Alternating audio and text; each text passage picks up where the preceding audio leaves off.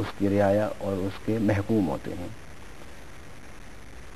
اور انسانی جو فکر سیاست ہے اس میں بھی وہ ملوکیت تو نہیں ہوتی، شخصی حکومت تو نہیں ہوتی اس میں، مگر اس میں بھی حکمران انسانوں کا ایک طبقہ ہوتا ہے اور دوسرا طبقہ وہ ان کا محکوم ہوتا ہے.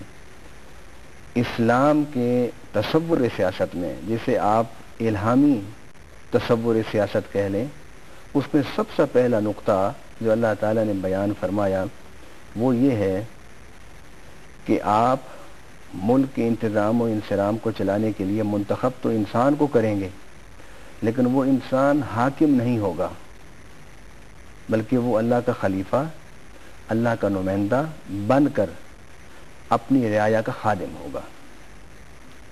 گویا انسانی تصور سیاست اور الہامی تصور سیاست میں بنیادی فرق یہ ہے کہ انسانی تصور سیاست میں انسان حاکم اور انسان محکوم، اور الہامی تصور سیاست میں حاکم اللہ اور منتخب نمائندہ وہ اللہ کا خلیفہ، رب کا نمائندہ اور اپنی رعایا کا خادم ہوگا. قوم کا سردار قوم کا خادم ہوتا ہے، وہی والی بات ہے.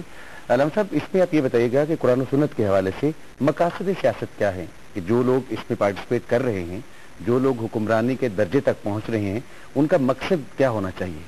سیاست کے معنی میں جو میں نے آپ کو بتایا اس میں سیاست کے دو بنیادی باتیں ہیں، ایک انتخاب اور ایک انتظام.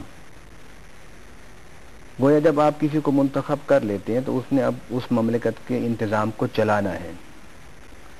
تو سیاست کا بنیادی مقصد انتخاب کے بعد انتظام اور ایک انسانی معاشرے کو منظم کرنے کے لیے ہمیں ضرورت ہوتی ہے نظام کی. ویسے تو نظام زندگی کافی ہیں، لیکن سیاست کا تصور دیتے ہوئے جن نظام زندگی کو زیادہ اہمیت دی گئی ہے اور وہی مقاصد سیاست ہیں. وہ کیا ہیں کہ جو منتخب نمائندہ ہے عوام کا، اس کا پہلا کام یہ ہے کہ وہ اپنے ملک میں رہنے والے جو باسی ہیں ان کے معاشی حالات کو بہتر کرنے کی کوشش کرے. اور دوسرا مقصد سیاست انتخاب کے بعد منزل انتظام پر، درجہ انتظام میں یہ ہے کہ اسے عدل و انصاف کا بول بالا کرنا ہوگا، بجائے اس کے کہ لوگ رعایا اپنے ضروریات زندگی کے لیے ان لوگوں یعنی جو منتخب نمائندے ہیں ان کا چکر لگائیں اور ان کے پیچھے بھاگتے پھریں. اس کی بجائے جو اسلام کا تصور سیاست ہے وہ یہ ہے کہ وہ جو منتخب نمائندہ ہے وہ عوام کے دروازوں پر جائے اور وہ جا کر پوچھیں کہ آپ میں سے کوئی رات کو بھوکا تو نہیں سویا ہوا. جس طرح سیدنا عمر فاروق رضی اللہ تعالی عنہ متعدد بار مدینہ کی گلیوں میں چکر لگاتے تھے اور بعض دفعہ آپ ان سے دروازہ کھٹکھٹا کے پوچھتے تھے. اور ایک دفعہ پوچھا جب آپ نے تو عورت نے حضرت عمر فاروق رضی اللہ تعالیٰ عنہ کے بارے میں کہا کہ ہم مدینہ میں کتنے دن سے بھوکے ہیں اور عمر کو پتہ ہی نہیں ہے. تو آپ خود عمر فاروق تھے تو آپ نے فرمایا کہ بی بی آپ نے عمر کو اطلاع کی ہے؟ اس نے بڑا خوبصورت جواب دیا.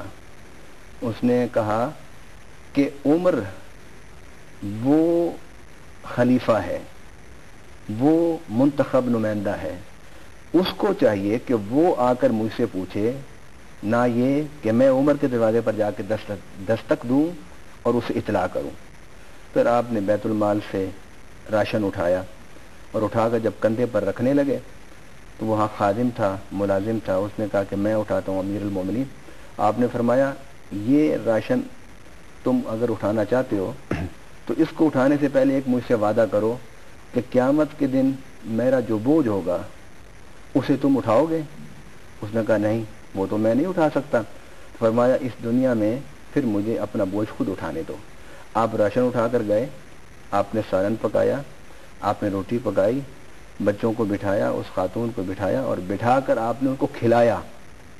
اور جب آپ کھانا پکا رہے تھے تو آگ کی جو راکھ تھی اس سے آپ کے چہرہ انور پر وہ پڑی اور آپ کا چہرہ تھوڑا سا جھلسا, لیکن آپ اپنے کام میں مصروف رہے. پکا کے ان کو کھلایا, کھلا کے آپ فارغ ہوئے تو پھر وہ بچے جو بھوک کی وجہ سے پہلے رو رہے تھے پھر وہ مسکرائے تو آپ کی آنکھوں میں خوشی سے آنسو